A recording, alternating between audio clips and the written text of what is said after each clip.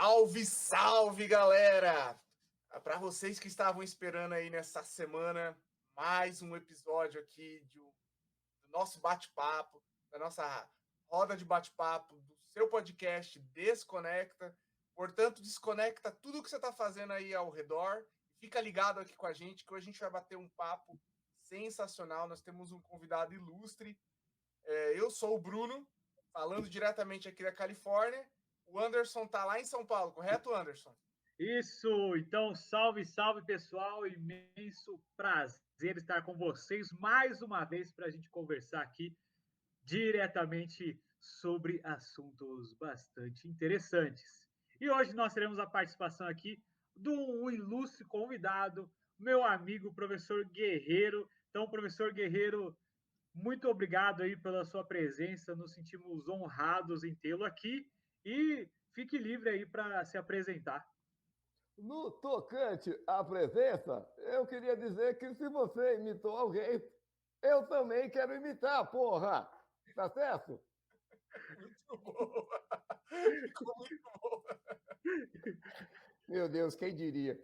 Gente, eu queria aqui me apresentar. Eu sou o professor Guerreiro Parmesan, sou professor de História, já trabalhei lecionando para ensino médio e para ensino superior e atualmente sou parceiro aqui dos colegas do Centro de Mídias do Estado de São Paulo, com aulas online e produção de conteúdo para a EFAP, formação de professores do governo do Estado de São Paulo, TV Cultura Educação e os aplicativos que se relacionam à difusão dessas aulas que a gente produz. Tá, eu tenho certeza que vou me divertir aqui e prometo não imitar mais ninguém. Fechou, então, Guerreiro. Obrigado aí pela presença. O professor tem um desafio para explicar esse momento presente da história que nós estamos vivendo, que é uma loucura, devido a essa imitação aí. A que ponto nós chegamos, professor? Olha, o curioso é que por muito tempo da nossa vida, e eu não estou falando apenas das pessoas que não são especialistas em história, estou falando principalmente das pessoas comuns, né? Quase todo mundo imagina a produção do cenário histórico como algo que evolui. E, na realidade, quando a gente começa a se especializar nesses assuntos, a gente percebe que a gente trabalha, que a gente vive, e não são palavras minhas, eu estou aqui emprestando uma análise do Max Weber, um ilustre filósofo alemão do século XIX, que a história trabalha, na verdade, em espiral. Então, a gente dá uma volta sobre si mesmo, a gente espelha todas as nossas contradições e todos os nossos consensos, mas nada significa nessa espiral que a gente vai evoluir ou que a gente vai involuir. E eu quero deixar isso muito claro, porque eu não compactuo com a ideia de que a história é linear, está sempre num processo evolutivo e ela tem um objetivo a chegar, que é a fonte da escola marxista, por exemplo. Eu acho que a história ela não tem sentido. E talvez justamente por isso eu possa dizer duas coisas. A primeira é que isso faz com que ela seja mais interessante, porque todas as possibilidades estão abertas. É como se a gente chegasse numa encruzilhada e tivesse ali um leque de caminhos que a gente não sabe onde vai dar.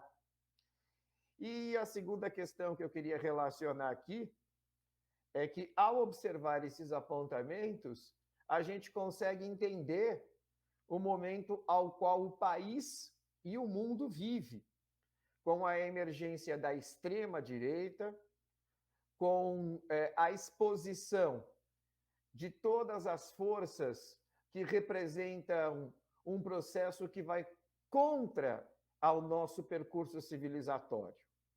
Isso já aconteceu durante o período entre guerras, com a ascensão do fascismo, com a ascensão do nazismo. Isso aconteceu anteriormente, quando a gente estuda as relações escravagistas do mercantilismo, e muito provavelmente o que a gente pode aqui imaginar, com a perspectiva do prognóstico que a gente tem de exemplos históricos, é que a gente vai superar isso. Mas nada indica que lá na frente a gente possa ter que novamente conviver com essa sombra, né? Isso acaba, inclusive, confirmando algo que, quando eu falava em sala de aula, as pessoas achavam que eu estava jogando contra. Mas é algo que eu acredito. Ninguém aprende com a história. Porque se a gente aprendesse com a história, a gente não estaria aqui empoderando pessoas que não têm o menor pudor de promover um projeto político baseado no aniquilamento, baseado na violência, ou seja, em tudo aquilo que vai na contramão da civilização, que tem como base a tolerância e a solidariedade. Então, essa é a minha contribuição aqui, reflexiva sobre o momento que a gente está vivendo. Lembrando, evidentemente, que essa minha narrativa tem como base os valores e aquilo que eu acredito do ponto de vista ideológico. Para algumas pessoas, e certamente vocês devem conhecer algumas no círculo pessoal de vocês, o que está acontecendo agora é muito bom. O que está acontecendo agora espelha e retrata alguns desses valores ao qual eu classifiquei como não civilizatório, mas que muitas pessoas acreditam que é algo ideal. Por isso mesmo que a gente reforça também que a maior missão que os humanistas têm atualmente é não se calar, por mais fadiga que isso possa trazer. Porque se a gente se cala, a gente acaba dando ao outro lado a possibilidade de monopolizar o espaço de debate. E, aliás, eles nem querem, porque eles não fazem debate. Eles fazem imposições, julgamentos e tribunais sumários. Obrigado. Pensando nessa questão aí de que a gente não aprende com a história, um dos fatores assim, que eu mais gosto assim, de pensar dentro do pensamento assim, do historiador é a questão da memória, né? Como a memória ela tem diferentes possibilidades e como às vezes ela como às vezes ela está fortemente relacionada à questão do esquecimento, né? Então, professor, o que a gente pode falar sobre a memória, o que a gente está vivendo hoje e o que a gente já viveu, mas que muitas vezes pode estar no esquecimento? Sua pergunta é muito legal e só complementaria com algo. Eu acho que, além do esquecimento, Anderson, vem também o papel da negação.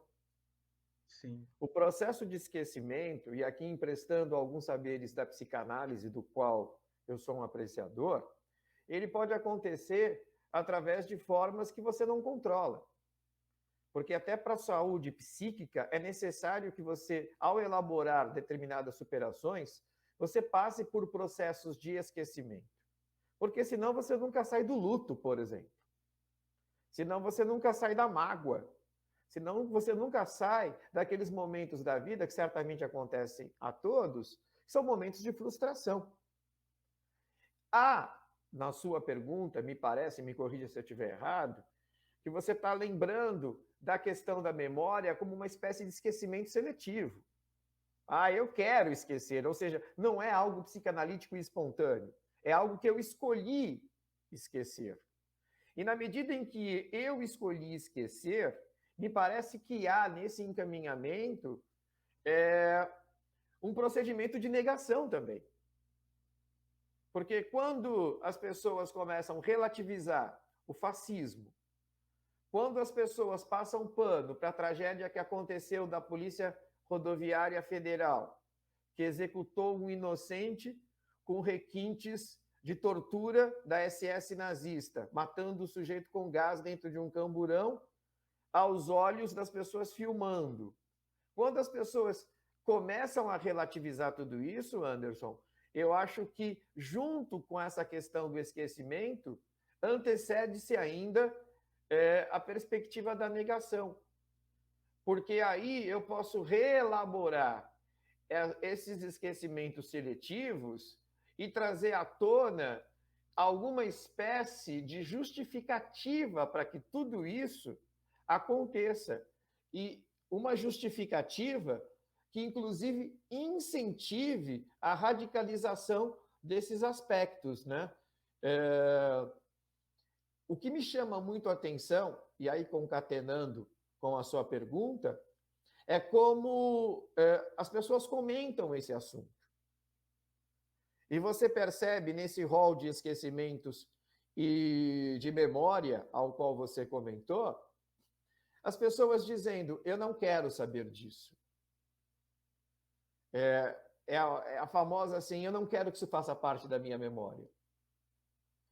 E muitas vezes você vê essa atitude não porque a pessoa se choca com aquilo, você entende? A pessoa não quer aquilo porque aquilo não interessa a ela. Ela tem um processo de fratura civilizatória já dentro dela. Ela não consegue se sensibilizar com isso. Então, simplesmente, ela não quer lembrar. Portanto, é uma função ainda mais relevante, não só do historiador, mas todas as pessoas que trabalham com comunicação e, acima de tudo, são humanistas, sejam elas qual for a profissão, que a gente se lembre disso e que a gente compartilhe essas lembranças e faça sempre esse alerta sobre essa memória seletiva e, principalmente, sobre a função da negação perante aos fatos. Professor, mas essa pergunta do Anderson me levou a uma outra pergunta, né, uma outra reflexão aqui. Gostaria de ouvir o professor falando um pouquinho. Mas antes eu queria fazer uma introdução, que eu estou aqui para fazer contraponto. Com certeza. Eu sempre vou trazer algum olhar diferente para que não fique hegemônico esse papo, e também por crenças pessoais. Mas eu acho que quando a gente fala de história, né, o professor comentou sobre fascismo e tal, eu fiz a brincadeira do momento histórico que a gente está vivendo. Eu não acredito que tem alguma pessoa no planeta Terra ou na nossa terra tupiniquim, no Brasil, que considera o momento como ideal. Eu acho que nem de direita, nem de esquerda, nem de centro, eu acho que nós vemos momentos bastante delicados, política, sanitariamente, enfim, várias crises aí. Mas eu gostaria de dizer assim, né, para quem está ouvindo aí, eu repito isso aqui nesse podcast e em conversas pessoais também, que eu não tenho nenhum posicionamento à esquerda nem à direita. Eu sou alguma coisa ainda que não existe. E eu vou trazer contrapontos ao professor aqui, mas eu acho importante fazer essa introdução, né? Mas sobre memória, eu acho que é o Edmund Burke, né, que fala, né, o povo que não conhece, clássica, né, que não conhece a sua história está fadado a repeti-la, né? Mas tem um porém nessa questão da memória, ou de conhecer a história, né? Eu estou parafraseando, não é exatamente assim, mas essa é a ideia, porque a gente ouve pessoas do meio mesmo, acadêmico, historiadores, cientistas políticos, sociais e tal, falando sobre a questão de reescrever a história, né? Porque a história, às vezes, não acaba sendo um esquecimento voluntário ou um desconhecimento, mas às vezes apagada, né? Apagada pela... Eu, Anderson, a gente já comentou assim, em outros podcasts, né, que a história ela é contada pelo vencedor, né? Dificilmente a gente encontra relatos, né, ou evidências, vestígios da história do lado que não ganhou, né? Que não ganhou as batalhas, conquistas, enfim, ou as narrativas e tudo mais. E como que o professor, como historiador, como que uma pessoa que estuda a história conseguiria... Quais são os elementos, as ferramentas para tentar conhecer a história de uma maneira mais neutralidade, o Weber ele fala, né, que absoluta não existe, né? Mas como a gente poderia, nessa busca da verdade, de conhecer a história menos contaminada possível pela narrativa do lado vencedor? Bom, posso responder aqui? Você quer comentar alguma coisa, Anderson? Não. Não, rapidinho. Quando eu falo do momento ideal, já que a gente está fazendo o contraponto, eu estou me baseando em dados. Eu não me lembro agora exatamente o nome da pesquisadora, ela inclusive está trabalhando fora do Brasil, aonde ela mapeou que a extrema-direita no país, ela tem 30% de pessoas cativas com esse modelo. Desses 30%, engloba aí de uma forma... É muito difuso o perfil das pessoas que se englobam nesse 30%. Agora, ela também conseguiu descobrir que 1/3 desses 30%, o que daria 10% dos eleitores, é uma espécie de seita dessa extrema-direita. E eles acreditam que essa mistura de milicianismo com um cristianismo neopentecostal, com essa questão que é uma falácia, isso não se comprova, globalismo, guerra cultural, com o neoliberalismo mais predatório que existe em termos de ciência econômica, eles acreditam que isso é uma etapa de construção de um ideal, de um projeto político mesmo. Por isso que eu usei aqui a expressão ideal, porque eu estou tomando como referência esses dados. E o que me chama a atenção quando eu converso com pessoas desse espectro ideológico, como eles acreditam que aquilo é algo tão profundo, tão precioso, que faz parte realmente de uma cruzada política.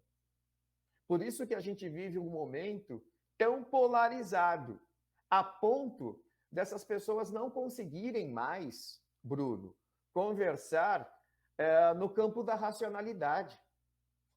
A camada que elas introjetaram isso está no campo afetivo. E quando está no campo afetivo, não adianta você mostrar inflação, não adianta você mostrar barbárie, não adianta você mostrar uma série de coisas que depõem, inclusive, contra até mesmo essas pessoas, porque o parâmetro delas não é mais a racionalidade. Por isso que eu usei a expressão ideal, tomando o ideal, inclusive, na perspectiva do idealismo mesmo. Tá? A segunda coisa é quando você tocou no revisionismo. O legal da história é que você tem N narrativas. O fato, por exemplo, Roma foi destruída em 476 depois de Cristo. É um fato. Ela foi pilhada. Os bárbaros germânicos invadiram a urbis e a destruíram. Agora, por quê? É uma narrativa. Como? As sequelas disso, né? As causas. E é claro, os historiadores, antes de mais nada, você também tocou num ponto importante, do qual eu queria reforçar. O pior profissional de investigação histórica ou jornalista é aquele que se diz neutro. Porque é impossível a neutralidade. O tempo todo, até de forma subjetiva, a gente faz escolhas. Então, quando a gente tem, por menor que seja a escolha, a gente já saiu do campo da neutralidade. Sendo assim, eu acho muito mais honesto a gente poder virar e falar o seguinte: eu sou um historiador de determinada orientação. E a partir dessa orientação, eu vou construir a minha narrativa. Primeiro, porque eu estou dando nome aos bois. Eu estou fazendo um trabalho com muito mais honestidade. E segundo, porque eu abro uma possibilidade de outros historiadores, de outras escolas, de outras correntes ideológicas poderem construir também, desde que haja, e aí o Anderson já trabalhou comigo em algumas parcerias, ele sabe que eu insisto nisso, desde que haja respeito ao método científico. Porque eu posso me considerar, eu sou um historiador diferente do Guerreiro, vou fazer um contraponto, vou construir uma narrativa diferente. Ok, você é bem-vindo, desde que você trabalhe com o método científico. Porque senão você vai cair num achismo. E aí você não está produzindo uma narrativa histórica com qualidade, que passe pelas bases de um crivo acadêmico, que a considere séria. Você vai construir algo que, para mim, me parece muito mais um conspiracionismo. E para encerrar a tua fala sobre recuperar e resgatar a chamada história dos vencidos, é assim que a gente fala na academia, né? A gente chama de história dos vencidos. A gente tem, desde a década de 60, principalmente na escola francesa, correntes de historiadores que começaram a trabalhar muito a chamada história social. E a história social, ela vai se debruçar muito a partir do resgate do cotidiano de pessoas como nós. Não vai ficar falando de reis, de presidentes, de pessoas ilustres. E quando você começa, a partir da nova história, ou da petit histoire, ou da micro-história, levantar tudo isso, fatalmente começa a surgir também o resgate de vozes que foram deletadas, que foram esquecidas, que foram marginalizadas no percurso da historiografia. É que eu não tenho como virar a câmera agora, que eu tenho medo de soltar aqui o que eu tinha feito. Senão, não sei se vocês... Acho que vocês conseguem ver ali Hitler numa parte da biblioteca. Não dá para ver? Sim, dá para ver, dá para ver. Isso. Então, tem uma outra parte da minha casa aqui, onde eu tenho coleção de história social, que eu gosto bastante porque justamente faz esse resgate da chamada história dos vencidos. E, se de repente a gente pode ser otimista a partir desse apontamento que você lançou, é que isso se transformou numa tendência, entendeu, Bruno? Então, hoje, cada vez mais, nós temos grandes historiadores ou jovens historiadores interessados em fazer esse resgate. E ele é muito bem-vindo. Ele não exclui a chamada história oficial, a chamada grande história. Eu acho que, na verdade, ele preenche uma lacuna e, com isso, nós abrimos mais possibilidades ainda que, ao final, a gente pode classificar também como um processo de inclusão. Eu queria entrar num tema que, de alguma forma, se relaciona a esse que a gente comentou, que é o seguinte: professor Guerreiro, como que funciona o método histórico no sentido de que o que a gente que tipo de fonte que a gente utiliza para fazer o resgate do passado e aí pegar nisso com do relacionado ao senhor e sua família, né? Que depois o senhor pode complementar, né? Que o senhor pode tem me chamar a relação de você. com a imigração, né? Com a questão da imigração. Então, como que o senhor acaba relacionando fonte, pesquisa e para descobrir o passado, e esse passado como com um exemplo assim com relação ao passado do senhor assim. E aí também para a gente entrar na questão que eu acho muito interessante a gente pesquisar sobre o nosso próprio passado e ter em vista as possibilidades de fonte que a gente pode buscar para tentar reconstruir ou saber mais sobre esse passado que a gente mesmo tem. E só para complementar, pegar um gancho na pergunta do Anderson, o professor já teve a oportunidade de usar os recursos nessa pesquisa da história familiar, ou em outro aspecto, o professor já está familiarizado com temas sobre o teste de DNA? Se o professor pudesse falar um pouco sobre isso, do DNA, na reconstrução da história. Muito bem. São perguntas bem distintas que vocês fizeram. Porque a pergunta do Bruno, ela me remete muito mais à paleoantropologia, que é você construir um percurso histórico a partir do resgate do DNA como método, assim, eu estou, no momento contemporâneo, fazendo uma digressão a partir de heranças biológicas. Não, professor, é isso que você está falando? Desculpa te interromper. Eu tinha pensado, porque aqui nos Estados Unidos, eu não sei como que está isso no Brasil, eu não sou da área, assim. No Brasil, a gente tem a oportunidade de fazer uma coleta do nosso DNA, do sangue, né? E mostrar sobre a nossa origem, tipo, pessoal. Isso, é o que eu estava falando. Ah, perdão, então, eu que interrompi. Eu achei que não, numa outra... É porque se você fizer isso a partir de você mesmo, você está no campo da história social, correto? Só que isso abre uma possibilidade tão imensa de resgate histórico que você pode fazer isso com fóssil. Por isso que eu citei a antropaleontologia. Porque, por exemplo, se eu achar um fóssil humano de 15 mil anos no Piauí, eu resgato o DNA dele e vejo, por método comparativo, a qual sociedade ele tem mais similaridade, você entende? E aí eu posso descobrir que ela veio da Polinésia. E aí eu começo a levantar a hipótese de que, de algum jeito, há milhares de anos atrás, algumas pessoas cruzaram os oceanos e chegaram até aquela região do Nordeste, vindo da Polinésia.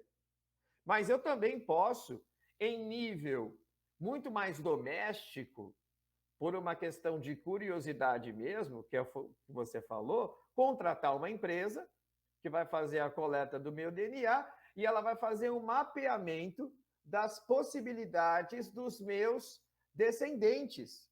Qual é a minha ascendência? Aí eu tenho um método matemático biológico que vai te dar proporções fidedignas da sua ascendência. E muita gente se surpreende com isso. Eu já vi reportagens de pessoas que eram ultra-racistas e, quando fizeram isso, descobriram que tinham pretos na composição do seu DNA. E aí a pessoa surta, meu Deus do céu, one drop, e agora? E agora? O Hitler era um pouco judeu mesmo, é verdade essa história? Não, isso é lenda. O Hitler, por exemplo, ele nem tinha nada de judeu. O que acontece com o Hitler, já que vocês tocaram nesse assunto, eu não esqueci ainda o que o Anderson comentou, daqui a pouco eu já volto, mas já que você tocou no Hitler, o Hitler, ele teve um passado nebuloso em relação à avó dele. A avó dele, ela ficou grávida, solteira, e o pai dele foi assumido por uma pessoa que não foi o progenitor. E acontece que você não tem nenhuma fonte fidedigna da avó dizendo quem era o sujeito que concebeu a criança. Quando você não tem fontes seguras e fica essa lacuna, você abre a todo tipo de especulação. E aí, você tem pessoas que dizem, alguém passou e transou com a avó do Hitler, era um andarilho. Assim como tem gente que diz, foi o primo do cara que assumiu. Mas também tem gente que disse, ela trabalhou na casa de um judeu rico, e o judeu rico deve ter se aproveitado dela, sei lá, os caras tiveram um lelê e ela ficou grávida. Pronto, o Hitler então tem sangue judeu. Mas o que eu quero colocar, eu até insisti nisso, né? Em virtude do método científico, se você não tem prova, você está só no campo das hipóteses. Talvez o que a gente possa aqui especular com um pouquinho mais de profundidade é que isso atormentou o Hitler. Ele passou boa parte da vida dele que, ao não saber a origem por parte do seu ancestral paterno, e por ter tantas especulações, ele morria de medo que aparecesse alguma fonte que relacionasse a avó dele com um patrão judeu. Tanto que ele mandou a Gestapo, ele mandou o Frank, que foi o advogado pessoal dele, que inclusive liderava as patrulhas de cunho secreto, e ele nunca encontrou nada. Só que isso também nunca tirou da cabeça dele o fato de que alguém podia encontrar. Entendeu? Isso é tão sério que algumas... Naquela época nós não tínhamos o cartório civil, acho que vocês sabem disso, né? Toda a documentação cartorial era feita em paróquias. Aliás, paróquia significa um cartório religioso, né? Daí que vem a expressão paróquia. Muitas delas ele mandou destruir a documentação. Ele não queria. Já que a gente está falando, isso não é uma mania dele. Todo grande ditador, ele tem uma espécie de trauma que se descobre o passado dele. Foi assim com Stalin, foi assim com Mao Tse-tung, né? Foi assim com Mussolini. Por quê? Porque eles criam uma narrativa própria do passado deles. E eles não podem oferecer nenhuma possibilidade para que alguém diga algo diferente da narrativa que eles criaram. E é uma narrativa que, se você acompanhar, parece que ele já estava destinado a ser o Führer, ou o Duce, ou o grande camarada, vocês entendem? O Rômulo e Remo. Um negócio assim muito complicado. E eles vivem mesmo essa questão. Mas justiça seja feita. Não há nenhuma documentação que prove que o Hitler tinha tendência homossexual, que o Hitler teve um filho com uma prostituta, que o Hitler tinha passado judeu, ou que o Hitler só tinha uma bola. Não, muita gente me pergunta isso, mas o Hitler só tinha uma bola? Olha, tinha gente que examinou e disse que sim, tinha gente que examinou e disse que não.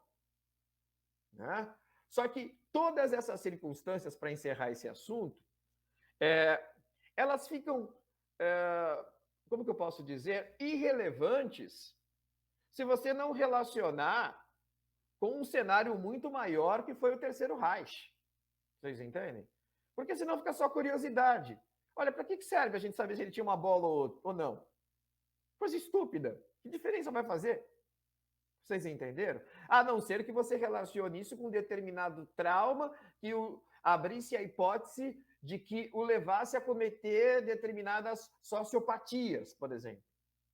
Ou se, de repente, ele achasse que ele era judeu e ele precisava caçar judeu para negar o próprio passado.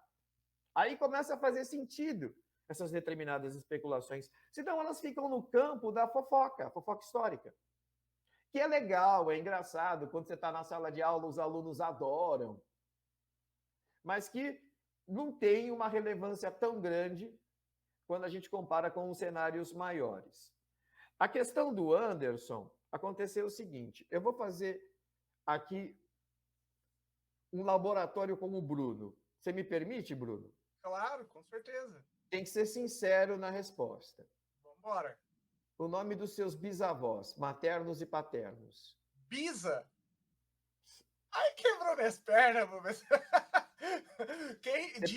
dizem no popular que quem conhece nome de bisa, tataravô, é porque tem grana. Porque tem em casa árvore genealógica.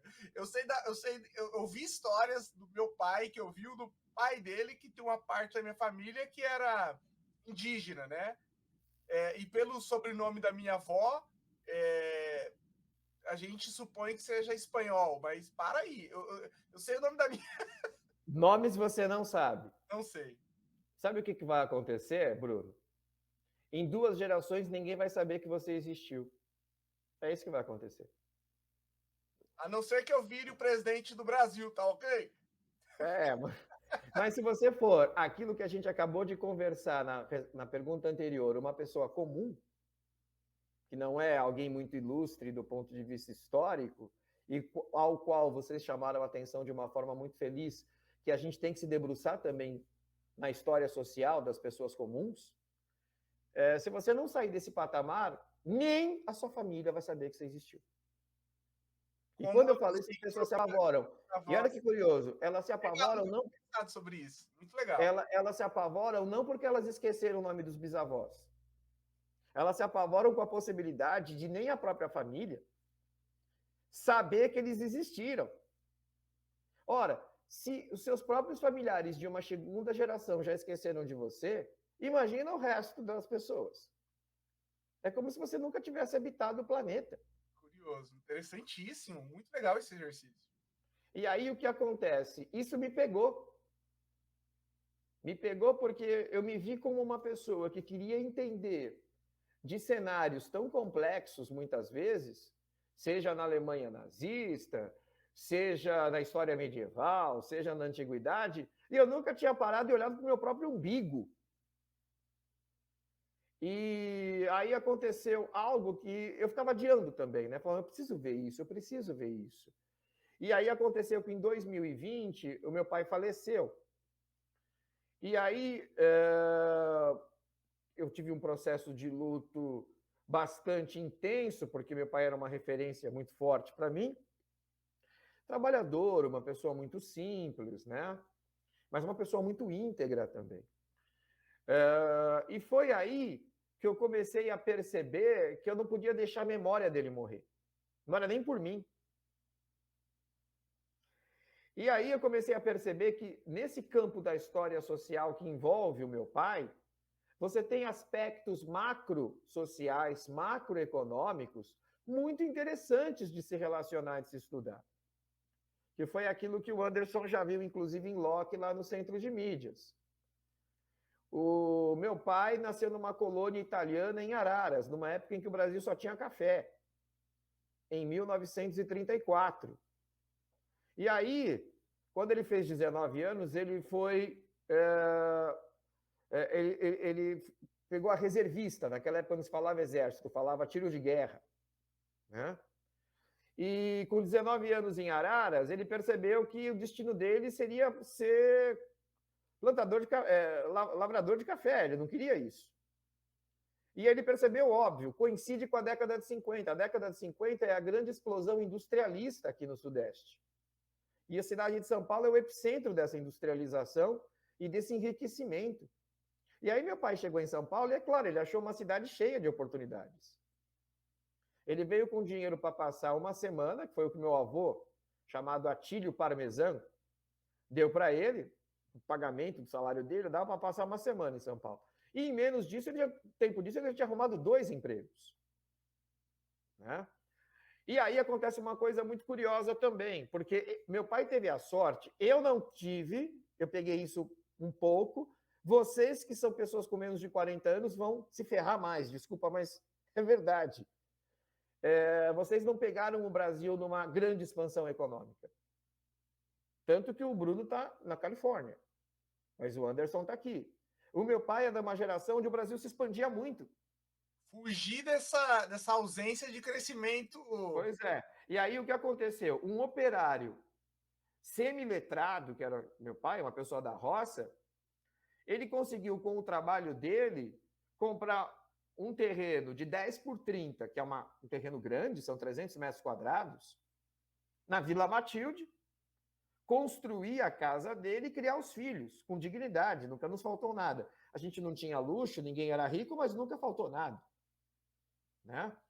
E aí você percebe que as coisas não são à toa, complementando a fala do Anderson. Quer dizer, a história do meu pai está profundamente inserida na história da imigração do meu avô.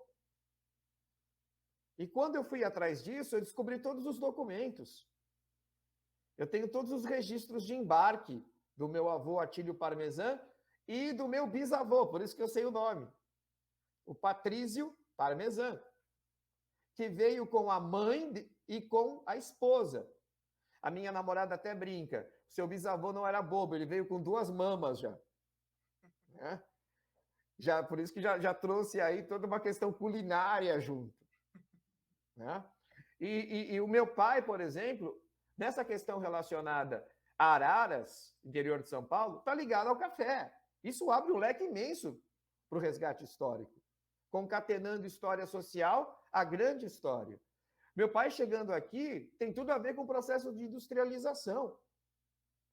E isso se conclui com algo que a gente também não pode deixar de comparar. A gente está falando de uma época onde um operário semiletrado conseguia criar os filhos e ter patrimônio.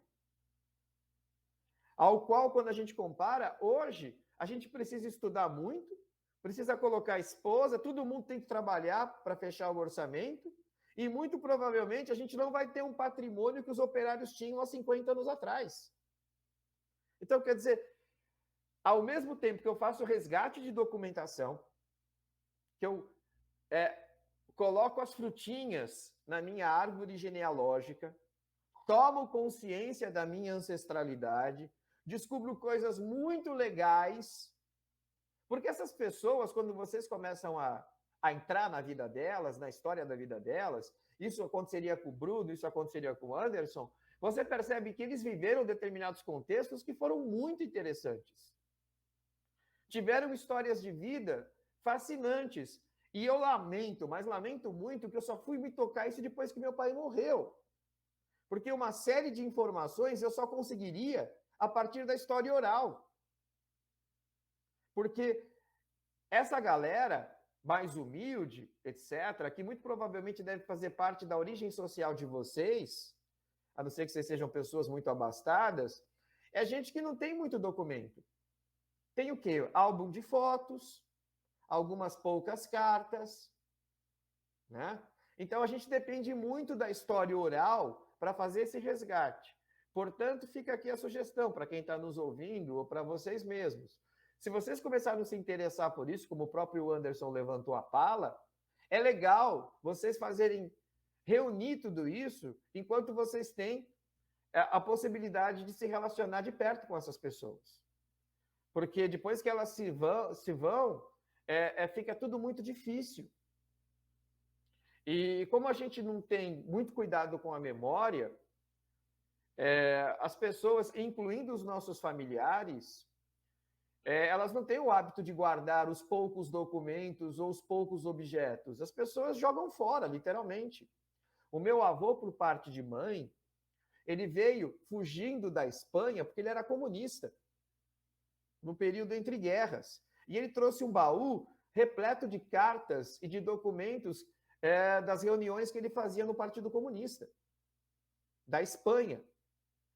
E quando ele morreu, a primeira coisa que as minhas tias fizeram foi jogar fora tudo. Né? Agora, o relógio suíço que ele tinha, elas não jogaram fora. O sobretudo de lã que ele trouxe de Madrid, elas guardaram. Vocês entenderam? Só que para um historiador, o que era muito mais interessante era ter acesso àquelas cartas. Uau! Né? Então, por isso que eu estou falando, resgatar a história da família, que é essa pequena história, a micro-história, a história social. E, a partir daí, entender a vida maravilhosa, difícil, fascinante que essas pessoas tiveram e relacionar com contextos históricos mais abrangentes, torna tudo muito interessante, torna tudo muito bonito. E quem sabe a gente cria também a possibilidade de que os nossos netos e os nossos bisnetos mantenham essa memória viva.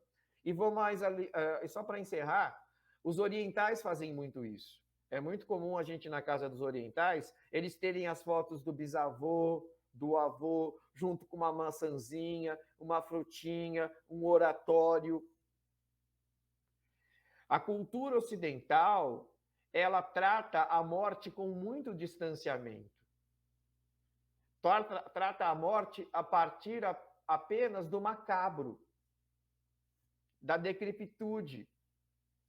E tratar a morte com esse distanciamento nos impede, inclusive, de cultivar a memória dessas pessoas que, se não existissem, a gente também não estaria aqui. Então, é uma burrice tratar a morte dessa forma macabra e tratar as pessoas que se foram de forma tão distante. Uau, isso é profundo, hein, professor? Obrigado. Caraca, não, de verdade.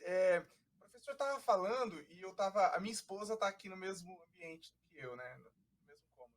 O professor estava falando e eu estava olhando para ela, porque a gente tem uma história super bonita de como que a gente se conheceu e tal, começamos a namorar, nos casamos e tudo mais. E eu preservo muitas das conversas que a gente tem, né? Mas eu tive uma ideia aqui, para quem estiver ouvindo aí também, enquanto os pais estiverem em vida, né? No Nossa, eu nunca tinha pensado isso. É muito profundo isso. Eu vou começar a registrar tudo a partir de agora. A partir dessa conversa, eu te agradeço, professor, por essa fala, por esses comentários, essas reflexões, porque eu não quero ser esquecido. Não, brincadeiras à parte, mas eu tava pensando aqui comigo, professor, não é nenhuma pergunta, o Anderson que já elabore a próxima pergunta ou comentário aí, é mais um comentário da minha parte mesmo. Eu achei tão interessante essa fala, e eu não sou historiador, né? Embora goste muito de história, leituras assim, por prazer, eu faço muito leituras sobre histórias, períodos. Eu gosto muito sobre o período da Segunda Guerra Mundial, eu acho fascinante procurar entender. Né? Acho que isso é meio clichê, né? A maldade, né? Muito se fala sobre isso, né? O período da Segunda Guerra Mundial, essa é a maior ênfase, embora tenha muitas coisas para ser estudado naquele período. Mas eu fiquei pensando que a gente tem a grande história, a história oficial, a história do vencedor, né? Mas tudo isso, sem a história social, sem a história, o reflexo que isso teve na sociedade, fica incompleto. Fica incompleto. Como que as pessoas elas sentiram essas grandes decisões, os momentos mais importantes? Se a gente não tenta investigar, analisar, ou os historiadores especializados na história social, como que as pessoas elas absorveram o impacto que teve na vida delas, né, sobre inflação em período mais recente. Professor, eu achei brilhante, fascinante essa questão de comparar um período histórico, né, dos operários da década de 50 com agora. Eu fico analisando assim o momento histórico presente e agora, com essa fala do professor complementa isso, vou roubartilhar, né, como diz hoje em dia na linguagem da internet, né, fazendo as devidas referências, é claro, mas essa questão de que, como a gente vive um período histórico muito complicado, com a gente não tem estabilidade no trabalho. Eu vim para os Estados Unidos, faço subtrabalho aqui nos Estados Unidos, tentando sobreviver, tentando ter oportunidade para meus futuros filhos. Eu ainda não tenho filhos, mas eu fico pensando que eu trabalho, eu moro aqui faz 5 anos, e os Estados Unidos eu tenho uma oportunidade, agradeço a Deus por isso, pela oportunidade de morar, o dólar, uma moeda forte, tudo mais, mas eu fico pensando, a pessoa trabalha 30 anos e ela não constrói nada, ela não tem condições de deixar um patrimônio para os filhos. Então, e ela vai envelhecer. Ela vai envelhecer. E aí ela vai precisar de mais assistência. E vai envelhecer mal, às vezes dependendo de auxílio de governo ou conseguindo no máximo, se conseguir se aposentar, né, com um salário mínimo ou 2 ali, tendo uma velhice muito interessante essa reflexão. Eu só queria comentar rapidinho algo que você falou que eu acho necessário. Você falou assim, as pessoas, a gente tem a história oficial que muitas vezes despreza a questão do cotidiano, do social, e como as pessoas se veem nisso. A resposta para você, ela é curta e grossa, e ela é também com base em estudos acadêmicos. As pessoas não se sentem protagonistas da história. Uhum. As pessoas, elas se sentem marionetes. E quando você se sente um joguete da história, uma marionete da história, você não é protagonista da história, você aumenta exponencialmente o processo de alienação, porque as pessoas perdem a noção do papel histórico, dos fatos que se sobrepõem para dar nessa realidade ao qual você descreveu, de tragédia no movimento trabalhista, por exemplo, e nas perspectivas das pessoas quando elas envelhecem. E aí, para finalizar, as pessoas acabam naturalizando isso. Eu não vou me aposentar mesmo, tá mesmo assim, eu vou ganhar quase nada. E as pessoas, ao internalizarem isso, elas perdem a noção de que elas podem interferir na história. Elas podem ocupar as ruas. Elas podem democraticamente escolher outros candidatos. Elas podem ter ação sindical.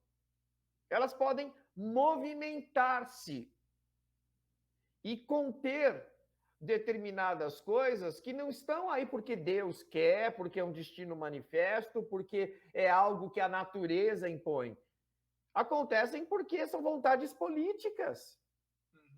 Políticas e sociais, né? Pois é, se as pessoas tiverem a noção de que elas podem interferir nisso, muito provavelmente esse cenário pessimista que você descreveu e que eu vejo com frequência, as pessoas reescreveriam essa história. E elas podem fazê-lo, elas deveriam fazê-lo, porque é interesse delas que se faça. Mas as pessoas não se enxergam protagonistas. Mas elas se enxergam mais uma. Antes de passar para o Anderson, desculpa, eu não quero monopolizar a conversa, me perdoa. É porque o papo tá tão legal e que o professor vai falando, vem coisas na minha cabeça. Eu prometo que eu vou ser mais sucinto. Eu acho que eu tenho algumas discordâncias do professor. Eu concordo que essa frase sobre ser protagonista da própria história, em alguns contextos, é uma frase bastante clichê. Mas dentro desse contexto que o professor trouxe, ela faz total sentido. É uma reflexão bastante interessante, porque essas pessoas elas não se sentem protagonistas da própria história, ou não contribuem para mudanças sociais, políticas, etc. Eu acho que tem duas coisas, né? Primeiro é porque não é por acaso. Por acaso é interessante dos ditadores, é interessante para quem está no poder, porque para que a sociedade ela continue numa pirâmide, alguns possam desfrutar muito, tem que ter uma base consistente e majoritária, né? Ninguém quer algo quadrado, né? Ou sei lá, em algum outro formato para distribuir, para que todos distribuir o fardo do existir, né? O fardo da vida, porque existir é desde o parto, né? A existência da vida já é sofrimento e a vida como um todo. Mas quando a gente... existência da vida é sofrimento, você está sendo bem Schopenhauer aí, né? Eu acho que nesse aspecto, eu acho que o Schopenhauer ele trouxe muitas contribuições. Mas assim, mas só para fechar o meu raciocínio, eu acho que tem muito dos poderosos, muito interesse, as pessoas não se sentem protagonistas. Esses dias eu vi um comentário de alguém na internet, no YouTube, algum desses vídeos aí, fazendo críticas políticas e sociais, dizendo mais ou menos o seguinte, assim, o Brasil, acho que foi o Ciro Gomes, se eu não me engano, no podcast que eu vi com ele, O Ciro Games? Foi no Ciro Games que você viu? Não, o programa dele chama Ciro Games. Não, eu acho que eu vi num outro podcast. Mas não sei se vocês sabem, o programa dele chama Ciro Games. As pessoas acham que é zoeira, mas não é. Chama Ciro Games mesmo. Eu vou pesquisar, fiquei curioso. Mas o comentário dele eu achei pertinente, embora eu não concorde com todas as falas do Ciro, ou a visão política, social dele, mas os poderosos é o pão e circo.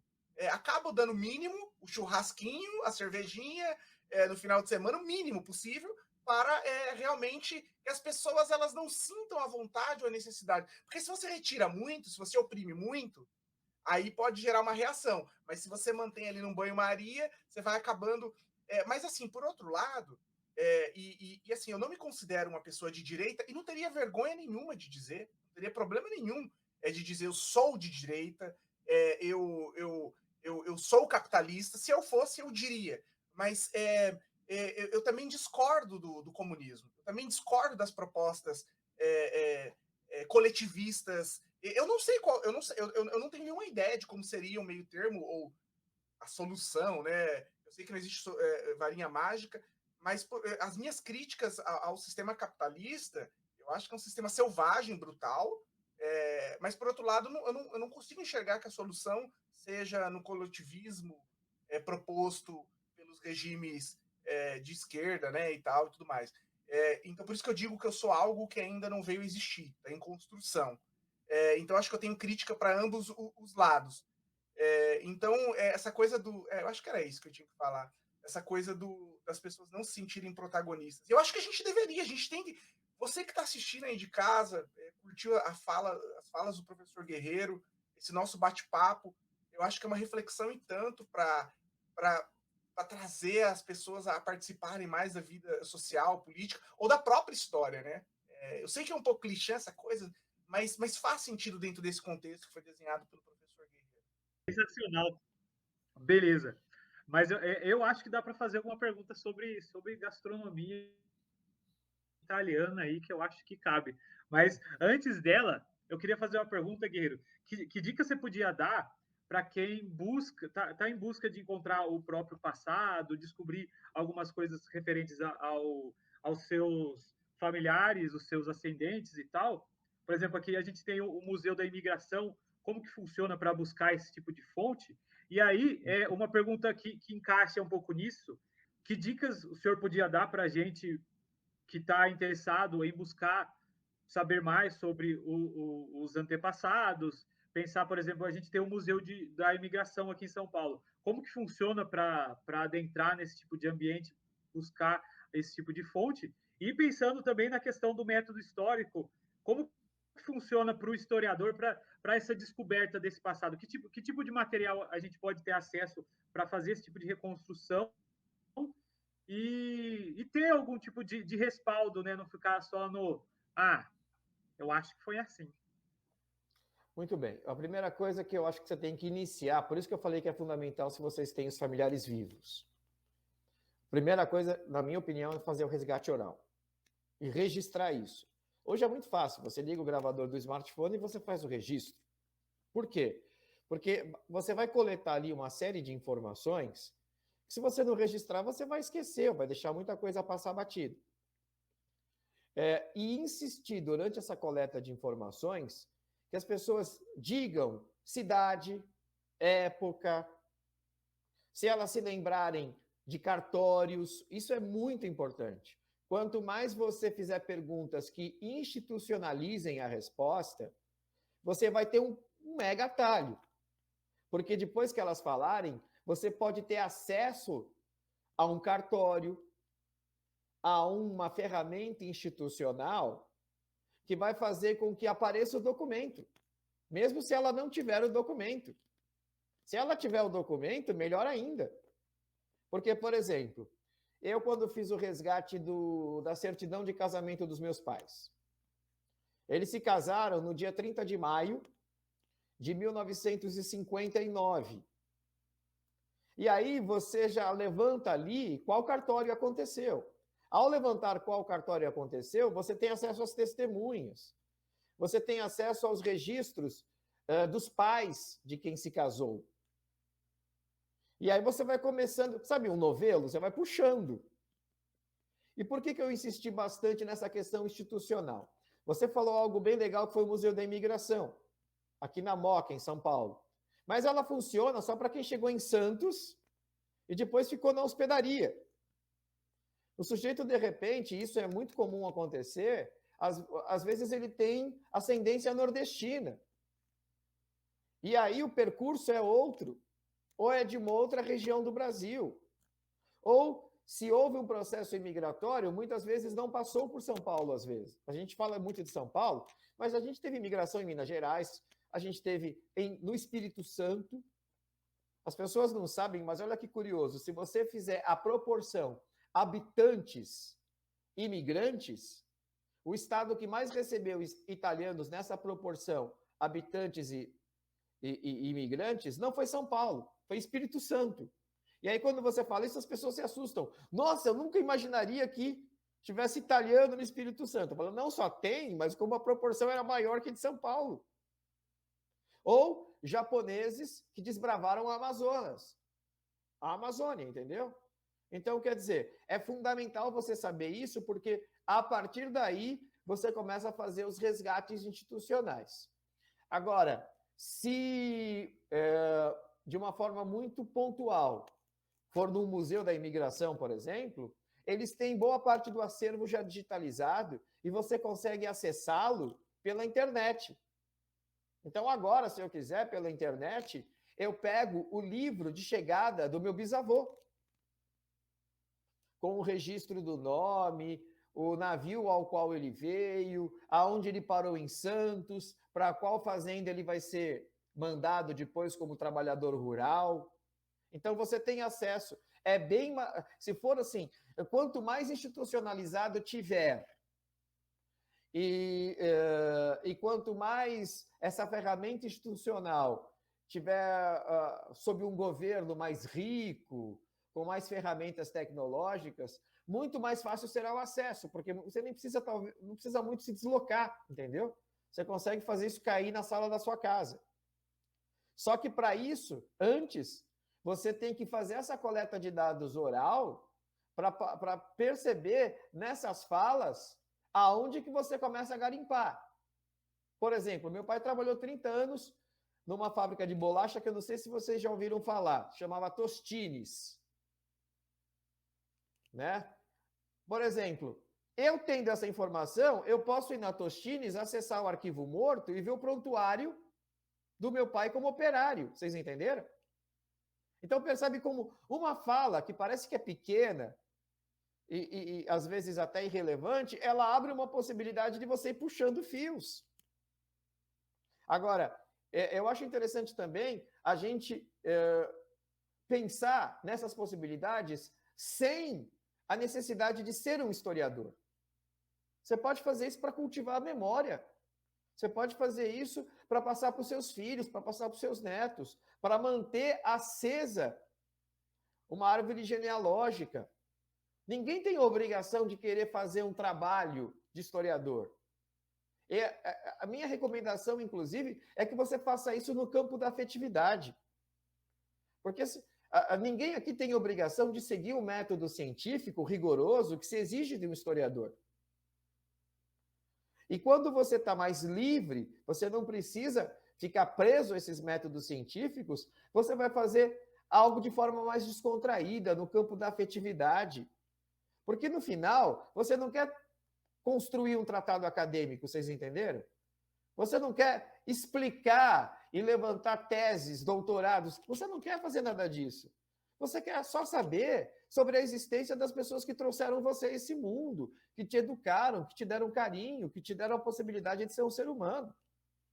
Só nisso você já é um vencedor, já chegou longe, você já chegou não só muito longe, mas você já se diferenciou da grande maioria das pessoas que, como vocês mesmos perceberam, não consegue saber nem o nome dos bisavós. Então, isso é fundamental. Professor, eu fiquei pensando aqui, eu não sei se isso existe, se o professor conhece algum na área de história, pesquisadores, livros, alguma uma linha de pesquisa aí sobre como que eu pensei em duas coisas aqui, na verdade, né? Fatores culturais, como eles são transmitidos, né? E fatores genéticos. Existe alguma linha da história? Porque eu fiquei pensando que dá para cruzar duas ciências, né? A epigenética, né? A gente estuda muito isso na psicologia, né? Epigenética, como que questões comportamentais influenciam nas gerações futuras. Mas eu fiquei pensando também em aspectos culturais, né? Como que isso é transmitido? Como que porque o Anderson falou sobre culinária, né? Eu acho legal isso porque muitas das tradições italianas, né? Sabe uma curiosidade sobre isso? Eu aqui, né? Conversando com americanos, eu tenho como costume assim procurar entender a cultura americana, né? E tal. Eu pergunto, mas qual é a comida mais tradicional americana, né, dos Estados Unidos, né? E daí, muitos deles bugam o cérebro, porque eu acho que nunca ninguém fez essa pergunta para eles. E eles bugam o cérebro, eles não sabem. Alguns falam assim, hambúrguer. Eu falei, não, hambúrguer é alemão. Pizza. Não, gatinho, de jeito nenhum. E ninguém nunca me respondeu assim me deu uma resposta plenamente satisfatória sobre a culinária, né? Tipicamente, porque os Estados Unidos é um mix aí, né? Como o Brasil também, né? Mas existe alguma linha de pesquisa falando sobre transmissão assim a nível, por exemplo, eu quero chegar, os italianos, eles falam com as mãos. E falam mesmo. É uma Não é mito, eles falam mesmo. É uma transmissão cultural ou é uma transmissão a nível biológico? Então, como você me pediu uma recomendação de fonte, a minha melhor recomendação seria os trabalhos do antropólogo especialista em antropologia cultural, porque faz justamente a junção do que você falou, daquilo que é biológico com aquilo que é cultural, que é o Augusto Boas. É um alemão que trabalhou muito tempo nos Estados Unidos. E por que eu estou falando isso? Porque até a Segunda Guerra Mundial, Bruno, venciam-se as teses de que nós somos produtos de uma herança biológica. E isso dava pano para você elaborar a possibilidade de terem raças superiores e raças inferiores. E de que os seus comportamentos estavam determinados pela raça ao qual você fazia parte. Com a derrota do nazismo na Segunda Guerra Mundial, as teses de heranças genéticas como determinante da produção cultural, elas são derrotadas, né? E aí vai se prevalecer bastante uma ideia do qual eu compactuo, que a maior parte das nossas heranças, elas são produto de um legado cultural. Por exemplo, eu nasci no Brasil. O meu legado cultural é brasileiro, porque o meu ambiente cultural é brasileiro. Ah, você nasceu no Brasil, você tem, sei lá, uma composição genética tipicamente brasileira, misturada, blá, blá, blá. Ok, mas se eu fosse tirado do Brasil com 1 aninho e fosse levado para a Suécia, a minha composição cultural seria totalmente diferente, embora eu geneticamente fosse brasileiro, vocês entenderam? Por isso, o que determina é o ambiente cultural ao qual você faz parte, não é o fato de eu ter sido brasileiro que determina os meus comportamentos. E alguém que escreveu de uma forma muito bacana sobre isso, inclusive enfrentou muita oposição enquanto isso não era uma tendência consolidada, foi o Augusto Boas. Por isso que a minha recomendação... Desculpa, professor, é Augusto Boas, é com S ou Boal? É com Z no final, se eu não me engano. Faz um certo tempo que eu não pego a obra dele, inclusive eu tenho aqui em casa o clássico dele sobre antropologia cultural. Poderia até dar uma olhadinha no Google marota para te soletrar direitinho. Não, legal, para indicar para o pessoal que está assistindo, que teve o interesse, depois que o professor passa, a gente disponibiliza na descrição do vídeo. Tá. Mas do jeito que eu falei, se a pessoa colocar um Google, né, um Augusto Boas, vai aparecer esse antropólogo. Então, por isso que a minha recomendação é dele. Só que também tem um detalhe interessante, viu, Bruno? A partir da década de 90, nós temos 2 episódios que são bem marcantes. Primeiro, que é o mapeamento do DNA. E isso leva a uma conclusão empírica, matemática. Não existe raça, a não ser a humana. E aí essa tese de que tem diferenças raciais, mentira, está o DNA ali provando. A diferença entre eu, um preto, um sueco, um aborígene australiano, ela é tão pequena, ela é tão ridícula, que você não pode se permitir classificar diferenças raciais a partir disso, né? A nossa diferença para um macaco já é pequena, só para vocês terem uma ideia, para um gibão, para um orangotango. Para nós, então, seres humanos, ela é desprezível. E a segunda coisa é que, a partir da década de 90, nós chegamos num grau muito tecnológico de neurociência. E a neurociência, ela trouxe à tona algo que a gente tem que relevar, a gente também não pode desprezar. Que algumas pessoas nascem com campos cerebrais com maior facilidade de produzir sinapse.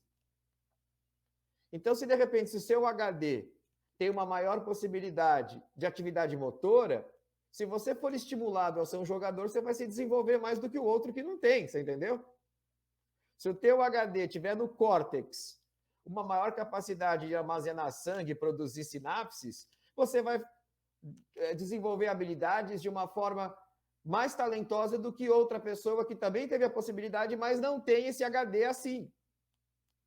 E isso fez com que retornasse a ideia de que a cultura nos determina, mas há também questões genéticas envolvidas aí, que se relacionam diretamente no seu aparelho orgânico. Será que seu aparelho orgânico ele tem mais facilidades ou mais dificuldades para determinadas coisas.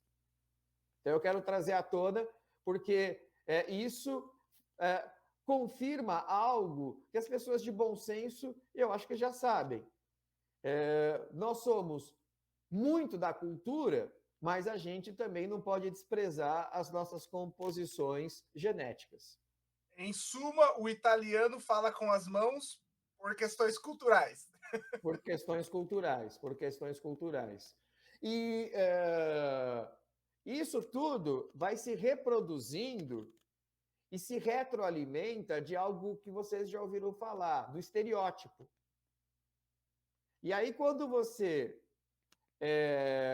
se apropria do estereótipo, a grande maioria das pessoas, né, esmagadora maioria, elas não negam o estereótipo. Elas reproduzem o estereótipo. E aí vai acontecer um fato que eu achei muito legal. Vocês conhecem o Adnet, né, o humorista. Ele teve um quadro bem curtinho na época da pandemia, onde ele dizia, argentinos que são humildes. E aí ele imitava um argentino sendo humilde e as pessoas ficavam indignadas, porque ele estava quebrando o estereótipo. E é muito mais interessante para o nosso conforto a gente reproduzir estereótipos. Um dos quadros que ele tinha era italianos que falam baixo. E aí mostrava o italiano assim, mas que? Eu estou indignado. E outro quadro era cubanos que são tristes. E aí mostrava os cubanos tocando salsa e chorando. Sabe? E foi muito legal chamar a atenção, porque ele nos trouxe ali, de uma forma humorística, mas ao mesmo tempo genial, porque se trata do Adnet, de como a gente sempre está preparado para reproduzir o estereótipo. A gente quer achar o estereótipo. Então, se a gente tiver numa reunião com italianos que sejam mais polidos, mais quietos, não façam mão de coxinha, ainda assim a gente vai achar alguém que fez isso e vai sair de lá dizendo que as pessoas fazem isso, vocês entenderam? Porque o estereótipo, ele vai para o campo do senso comum. E isso é muito mais facilmente reproduzido e compreendido por quem ouve. Perfeito. Ó, eu vou rapidinho aqui só fazer um comentário. Eu mandei no WhatsApp do Anderson o resultado da minha pizza pronta, da última vez que eu fiz. Então, se ele acessar... Se alguém tiver com fome, né? Se alguém tiver com fome, talvez não seja muito recomendável para quem gosta de massa, molho e queijo. Nossa, sacanagem. Então eu vou fazer sacanagem com o Bruno também, eu vou mandar para ele. Não tem como compartilhar aí, não? Para mostrar para nossa audiência aí? Eu vou colocar aqui, vamos ver. Aqui a gente mostra, né? Tá vendo? Aí sim, hein? Aí sim. Eu vou confessar algo em público aqui. Algo muito triste. É para vocês sentirem pena de mim. Eu tô com o café da manhã no bucho. Eu não almocei. Galera, eu comi era 9 horas da manhã, agora são 4 horas da tarde. O louco. Vocês fazem um negócio desse? É porque americano não almoça, eles têm o lunch. Geralmente... né? Na cultura americana, o almoço é algo que compromete a produtividade. Então, quando a gente vê cinema americano, eles sempre marcam um jantar, já perceberam? Eles se estufam no café da manhã e marcam um jantar. O almoço, para eles, é um fast food, alguma coisa assim, passageira. É vero, é vero. Já na Itália, existe o movimento slow food. Porque os horários de almoço na Itália, eles orbitam por volta de 3 horas. Uau, nossa!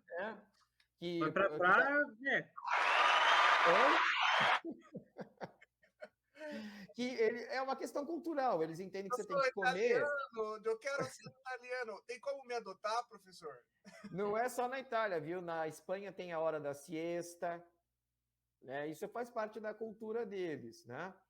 Porque assim, o capitalismo ele impôs um tempo aonde o prazer ele é visto como algo inadmissível. Você tem que ser produtivo, você tem que ser produtivo.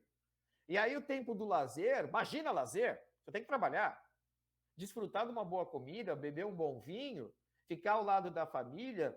Não, não, não, não, não. E muita gente introjeta isso como um modelo de sucesso, como um modelo de vida. E aí a gente cai naquele ditado oriental que diz que você, quando tem a vida, gasta com o trabalho, e quando tem o dinheiro, não tem mais vida.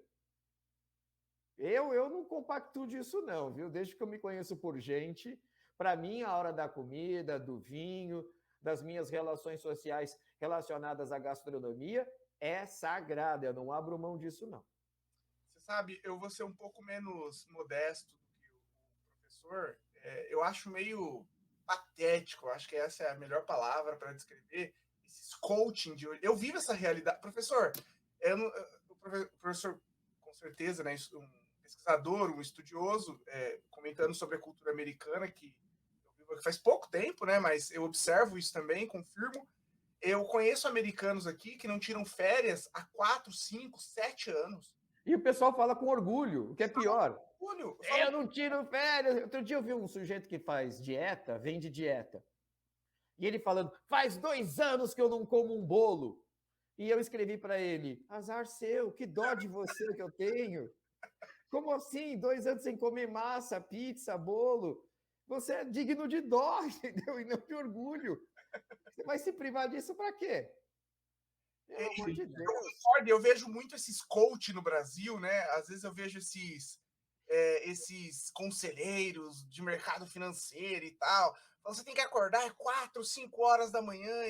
Infelizmente, eu acabei caindo um pouco nessa rotina, porque eu tenho algumas metas pessoais de vida. Eu trabalho muito aqui nos Estados Unidos. Eu chego a trabalhar... Você faz o que aí? Você faz o quê? Fiquei curioso. Eu já fiz tudo. Eu já trabalhei como Uber, com entregas, já fui supervisor numa empresa aqui de delivery também. Já fiz de tudo um pouco aqui. Da construção, já trabalhei, já fiz de tudo. Então, assim, eu chego a dobrar minha carga horária, tipo, que tipicamente no Brasil, eu fui funcionário público no Brasil, então, tipo assim, eu trabalhava 40 horas semanais, eu cheguei a trabalhar mais de 80 horas semanais, o dobro. Eu acho o seguinte, sabe, Bruno? Eu acho que se é um período da sua vida específica, eu acho, primeiro, que às vezes é necessário. Por exemplo, eu, para construir o meu sobrado e ter a qualidade de vida na minha casa, eu tinha que dar aula manhã, tarde e noite. Só que eu estabeleci isso como um prazo e como uma meta para construir o meu sobrado. Eu parei de dar aula à noite, porque antes eu dava 12, 13 horas de trabalho por dia. Entendeu? Agora eu estou numa fase da minha vida, eu já sou um homem de 53 anos, caminhando para os 54. Tá bem, né? Professor. Oi? Tá bem. Não, já sou tiozinho, já sou tiozinho. E aí o que acontece? Uma filha de 35 anos e tem um garoto de 12. Né? Só que a minha atual namorada que mora comigo, uma moça bem mais jovem, e aí eu me sinto muito contemporâneo em conviver com pessoas mais jovens, etc., porque é legal a gente se ressignificar, se reconstruir, etc., etc. Mas na atual fase da minha vida, eu já cheguei a 2 conclusões. Primeiro, que eu não vou ficar rico, entendeu? E segundo, que o tempo está começando a me cobrar as coisas. Então, eu tenho que aproveitar bem o tempo que eu tenho. Tem um ditado do Milor Fernandes que eu acho genial. Quem mata o tempo comete suicídio. E quando a gente é jovem, a gente mata muito tempo. Só que, na realidade, a gente está cometendo suicídio, porque você pode perder $1 milhão que você recupera. Mas se você perder um mês da sua vida, você não vai recuperar nunca. Porque a gente tem prazo de validade. O pior, a gente nunca sabe quando acaba. Pode ser que dure 80 anos, pode ser que seja amanhã. A gente não sabe. Né? E aí eu descobri que em determinada época da vida você não tem que adiar a tua qualidade de vida cotidiana. E a sua qualidade de vida cotidiana não se faz com carros caros. Não se faz com grifes. Ela se faz com relações afetivas e esses pequenos prazeres, que para mim é fundamental. Foi o que eu falei. Uma boa comida, um bom vinho. Não estou falando de nada muito sofisticado, de nada muito caro, mas algo que te dê uma ambientação prazerosa. Perfeito, perfeito. Fica essa reflexão. Se você concorda, curtiu, curta o vídeo, faça seus comentários aí embaixo. Vamos dialogar um pouco. trouxer também outras coisas para a gente pensar, seria bem legal. A gente olha os comentários, a gente interage aí com a audiência. Gostei, faz sentido para mim isso. Faz sentido, coisa simples da vida que tem um significado enorme, né? Anderson, quer falar o quê, Anderson? Eu queria falar, a gente está falando de prazeres da vida. Guerreiro, o que a gente pode falar um pouquinho aí sobre gastronomia italiana? Quais são os alimentos aí mais típicos da Itália?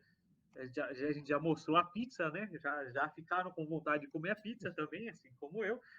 E aí a gente consegue fazer um recorte meio histórico. Eu sou fascinado com, às vezes, histórias da alimentação, assim, história da comida. Então, Porque eles descobriram isso através desse percurso histórico determinado e tal. O que a gente pode falar sobre comidas da Itália?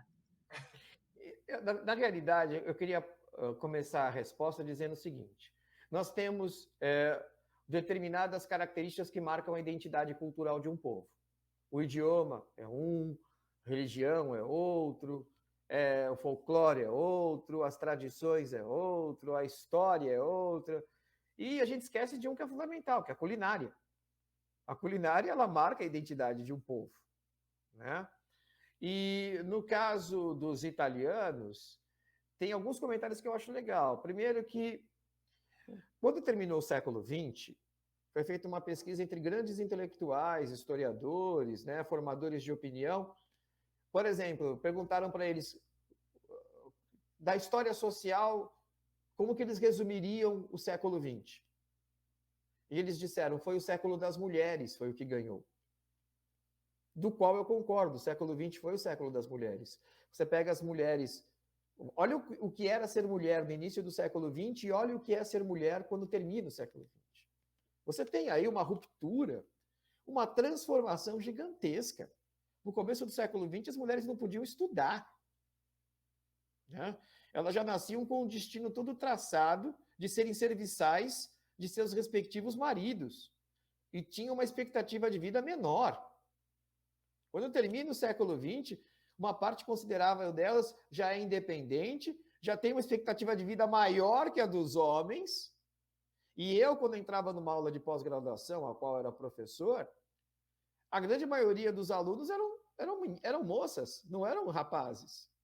E se a gente olhar para o ambiente corporativo hoje, o que não falta são mulheres que são chefes também. Agora, por que você está falando isso? Porque também perguntaram qual foi a culinária mais importante do século XX. E ganhou a culinária italiana. E a culinária italiana, ela ganhou por um motivo que para mim é muito tranquilo. Na verdade, dois, né? Dois motivos que eu acho que tem muito a ver. Primeiro deles, que a cozinha italiana, ela é chamada de povera cucina. A povera cucina, caso vocês não saibam, são ingredientes baratos. Para o italiano ter tomate, ter uma hortinha com alguns temperos, ter um pouco de farinha, ter um ou outro ovo, você está entendendo? Você já começa a ter uma gama gigantesca aí de variedades de massa, de molhos. E o outro fator, e aí só para concluir, e aí o que acontece nesse aspecto? Fazer a comida italiana é muito barato. Né? A cozinha francesa ela é sofisticada demais, e aí ela começa a ficar cara demais. Já a cozinha italiana, às vezes ela demanda um pouco de tempo, né, nos processos de panificação ou de massa, mas também se você quiser fazer algo fast food, você faz um macarrão alho e óleo, você pega uma massa seca, um espaguete já pronto, né? Então é uma cozinha que te satisfaz, te agrada, harmoniza com tudo e que é muito barata. Porque se fosse uma cozinha cara, ela não se popularizaria. Se fosse uma culinária que não fosse gostosa, também não se popularizaria. Então, ela une o fato de ser gostoso e barato. E quase sempre muito fácil de fazer. E a segunda coisa é que, depois dos chineses, o povo que mais se espalhou pelo planeta foram os italianos. E é curioso, por que tem uma explicação isso? Tem, porque a partir da segunda metade do século XIX, começa o processo de unificação na Itália. A Itália era uma colcha de retalhos de pequenos reinos que pertenciam a outros outras nações. E aí, acho que vocês já ouviram falar, o Napoleão bagunçou tudo isso, depois teve o Congresso de Viena, e no século XIX, os países começam a se centralizar e ficar com esse formato que a gente conhece hoje. Da botinha. E aí o que acontece? A Itália é uma colcha de retalhos, e esse processo de unificação, ele é determinado pela Casa de Savoia, que eram nobres do norte da Itália, do Piemonte, que tem esse nome por causa dos Alpes, Piemonte. Né? Inclusive, a cor deles é o azul, por isso que a Itália joga de azul até hoje. Ela não joga com as cores da bandeira. Ela faz uma homenagem à Casa de Savoia, aos nobres de Piemonte, por isso que é azurra. E nesse processo de unificação, a Itália ligeiramente começa a se industrializar. Bruno, quando você começa um processo de industrialização, você tem que expulsar o camponês da área rural. Entendeu? Por que você tem que expulsar o camponês da área rural? Porque você tem que transformá-lo em operário. Só que a nascente indústria italiana não tinha como absorver uma quantidade brutal de camponeses que tiveram o seu modo de vida rasgado, trucidado por um violento processo social de industrialização. E aí você tem um período na Itália, a Itália ela surge como país na década de 60 do século XIX, você tem um período de inanição. Vocês sabem o que é inanição? A ausência de comida. As pessoas morrem de fome, que nem na África. Você tem um quadro parecido na África subsaariana, às vezes. E aí o governo da Itália, ele se apressa em oferecer esses trabalhadores para países que, de repente, precisam de uma mão de obra num contexto onde o trabalhador branco é considerado superior ao indígena, no caso da América, ou o preto de origem africana, por uma questão racial. Interessante. E aí, o que acontece? A Austrália abre uma imigração maciça, vai muito italiano para lá. A Alemanha absorve italianos, a Inglaterra absorve italianos, a França absorve italianos. O país que de longe absorveu mais italianos foi os Estados Unidos. A Argentina, ela absorve 3 milhões de italianos. 3 milhões para a época é gente pra caramba. Para ter esse fluxo migratório aí, a população italiana deveria ser bem grande, né? Sim, sim, e também isso é explicável.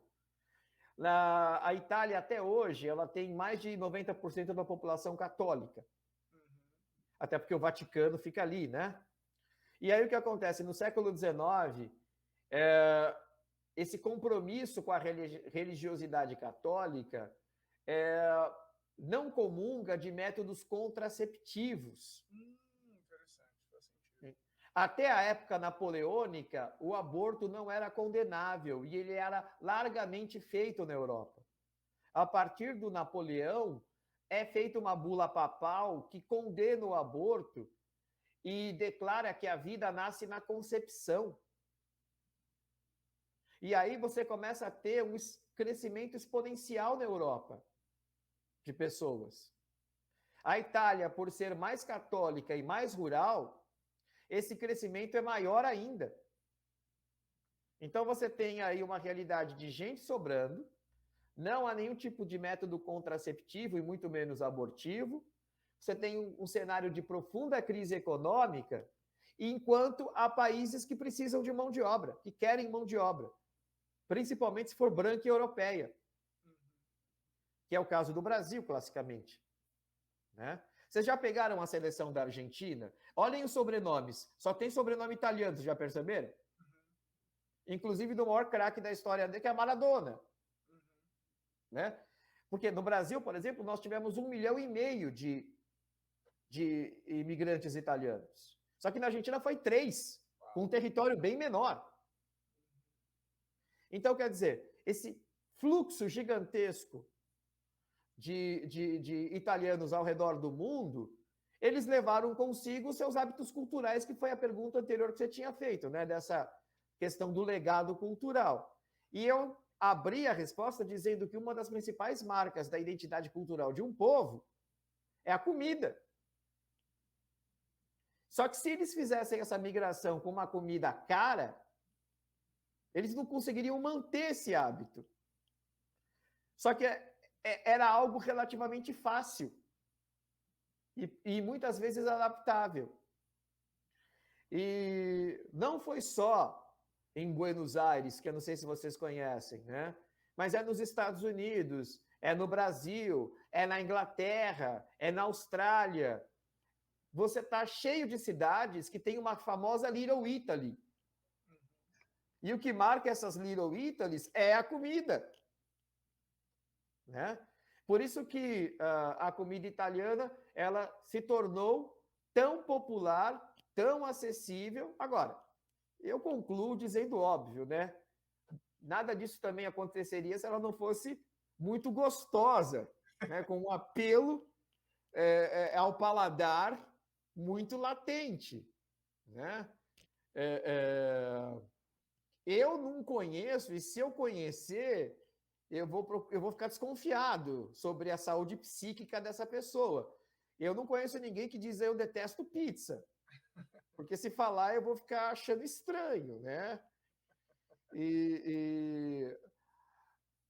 Aí tem uma outra questão também, só para concluir. Você tem toda essa migração cultural, que para os italianos está muito ligada à gastronomia, mas tem todos... Vocês repararam que tem todo o aspecto global, histórico por trás disso. Só que também tem um detalhe interessante. A Itália sempre foi visto como um país muito pobre, que mandou gente embora por causa da pobreza. Isso muda na década de 60, que é agora, há 50, 60 anos atrás. Na década de 60, a Itália recebe maciços investimentos do Plano Marshall, pós-guerra, e reconstrói sua economia. Quando a Itália reconstrói a sua economia, ela tem que criar uma zona de influência que a marcasse como preponderante nesse novo cenário mundial. Para os Estados Unidos, por exemplo, foi a questão bélica. Foi o cinema norte-americano, vocês entenderam? No Brasil, o samba, a bossa nova. Os italianos, eles apostaram em 3 coisas. Uma vocês já viram, que é a culinária. Que para eles foi muito fácil bombar isso. Porque as pessoas já tinham comprado essa ideia e estavam adorando. Só que eles apostaram também na moda. Todo mundo sabe que qualquer pessoa de sucesso quer um terno Armani, quer uma roupa Valentino, né? E a terceira coisa foi num turismo cultural. E isso deu à Itália uma identidade diferente do que se tinha até a década de 60. Até a década de 60, um país que expulsava pessoas e que era pobre. A partir da década de 60, a referência de bom gosto, de estilo, de estética, de boa gastronomia. Entenderam? E eu acho que os italianos fizeram muito bem apostar nisso. Há pouco tempo atrás eu li uma coluna do Marcos Nogueira, na Folha de São Paulo, e ele falou o seguinte: tem restaurante que se recusa a oferecer estrogonofe porque a Rússia invadiu a Ucrânia. Ele falou, pelo amor de Deus, se a Itália entrar em guerra. Nunca, nunca, a Itália nunca pode entrar em guerra. Como que vai ser minha vida se, de repente, os restaurantes não tiverem mais lasanha, sabe assim? Bem bolado. Ô, professor, o professor estava descrevendo um pouco aí desses períodos diferentes da história da Itália, da Europa, né? Me veio uma coisa aqui na cabeça. E onde que entra a máfia nisso? A máfia ela entrou nesse período de decadência econômica na Itália, ou foi algum outro período, teve alguma outra especificidade? Então,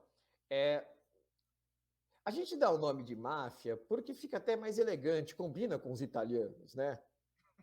Mas se você parar para pensar, não é muito diferente de um cangaceiro. Um cangaceiro é o cara que faz uma tropa pessoal e bota o terror numa localidade. E aí você tem que pagar para o cara para ele não te destruir. Vocês estão entendendo? Ele vive da pilhagem e ele vive da coleta de pagamento para oferecer segurança. Vocês entenderam? Não foi muito diferente que algumas famílias no sul da Itália começaram a fazer quando a Itália começou a se unificar. Então, nesse processo de construção do Estado, você tem um período onde o Estado não se consolida. Não sei se vocês estão entendendo. Quando o Estado é ausente, você tem gangues. Vocês já perceberam que isso acontece, né? Pega o Morro do Rio de Janeiro. O Morro do Rio de Janeiro não tem a presença do Estado, você tem as milícias que se consolidam. Nas grandes, espera um pouquinho só. Na periferia de São Paulo, o Estado não se consolida, tem o PCC, vocês entenderam? Onde há ausência de Estado, grupos passam a ter o controle de uma forma não institucional e criminosa. Então, no contexto da unificação italiana, o Estado não demorou para se consolidar. E nesse hiato, algumas famílias do sul da Itália, principalmente na Titília, começam a vender segurança. Começam a agir de forma truculenta porque o Estado não as reprime, porque o Estado ainda não se consolidou. Já eram famílias tradicionais e poderosas ali. Famílias de latifundiários. Latifundiários. Entenderam? E aí acontece um fenômeno que eu acho que a historiografia não estudou ainda. E fica aqui o dilema, né? Eu torço para que um dia apareça um historiador que tenha tempo, determinação, vontade de estudar esse fenômeno que eu vou colocar aqui para vocês, e vocês vão falar, nossa, é mesmo, nunca tinha pensado nisso. Por que nos Estados Unidos exportaram o modelo da máfia, e a máfia dominou Nova York, por exemplo, até a década de 70, e esse modelo não foi exportado, por exemplo, para o Brasil e para a Argentina. Isso é muito curioso. Por que nos Estados Unidos nós temos a máfia italiana e em São Paulo não? Em Buenos Aires não? Essa noção comparativa é algo que me chama a atenção e eu gostaria muito de saber, mas não há fonte para isso. Aqui em São Paulo, a comunidade italiana ela foi alvo também de imenso preconceito. Eles eram chamados de porcos, acho que vocês sabem disso. Né? Tiveram quase que o patrimônio tomado na Segunda Guerra Mundial. Isso forçou, inclusive, a criação do Palmeiras, que teve que trocar de nome de Sociedade Palestra Itália para Sociedade Esportiva Palmeiras. Né? E mesmo com todos esses contratempos, a comunidade italiana não foi para a criminalidade. Isso é algo que me chama a atenção. Só que, assim, fica só na especulação. Eu acho que isso merecia um estudo a fundo para saber por que a nossa integração não foi criminosa como foi nos Estados Unidos, dando origem à máfia, que, inclusive, inspirou, como vocês sabem, o maior clássico do cinema italiano. Italiano não, mundial, que é O Poderoso Chefão. Eu confesso, eu perco a linha quando eu vejo alguém de mais de 30 anos que não assistiu, pelo menos, o primeiro do Poderoso Chefão. E, na minha modesta opinião, é o maior filme da história do cinema mundial. A minha esposa fica brava comigo quando eu digo para ela que eu assisto o mesmo filme às vezes 5, 7, 10 vezes. Eu já assisti pelo menos isso do Poderoso Chefão. Eu comprei também o box. Aquela frase inicial de um imigrante italiano que trabalha com uma funerária, né? Ele aparece todo escuro atrás dele, como se fosse um quadro barroco, e o rosto dele vai se destacando. A primeira frase, ela é antológica, quando ele diz, I believe in America. I believe in America. E ela é uma frase que é tão contemporânea, por isso que é clássica, que serviria para você, por exemplo. Você poderia reproduzir essa frase. Eu acredito na América.